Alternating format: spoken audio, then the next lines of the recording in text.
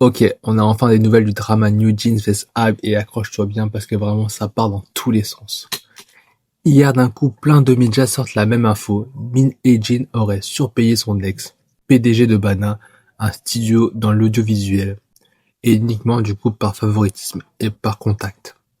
Sauf que le soir même, qu'est-ce qu'a fait Min Hye-jin, qui était du coup à la tête de Adore et du coup qui gérait New Jeans, elle débarque sur une émission de YouTube coréenne pour démonter les points un à un. En fait, elle explique que Banas a été un studio essentiel dans la création de New Jeans.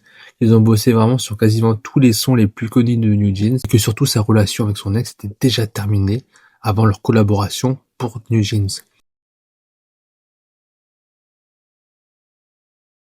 En fait, ça relève bien que si elle est prête à travailler avec son ex, c'est qu'elle voulait que le bien de New Jeans. En revanche, elle relève vraiment un point très chelou. Pile poil quand ces articles sortent sur elle, en fait, Pan Chi-wook, le PDG de Hype, contre qui du coup elle est en procès, est perquisitionné pour vraiment des affaires très très graves.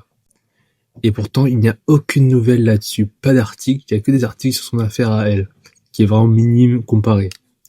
Est-ce que ce serait une diversion? Est-ce qu'elle est jetée aux fauves?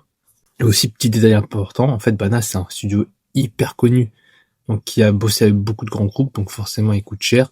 Et elle précise qu'en fait, ils ont pas du tout été surpayés et que c'est vraiment les prix du marché. Plus de ça, elle dévoile que Ban Chi-hyuk, donc le PDG de Hype, aurait bloqué New Jeans aux Mama Awards et même potentiellement bloqué leur nomination aux Grammys. Les gens ressortent même un tweet de Rolling Stone en 2023 où New Jeans était clairement mentionné comme possible Best New Artist aux Grammys, mais du coup aucune nouvelle et ça aurait été du coup bloqué par Hype.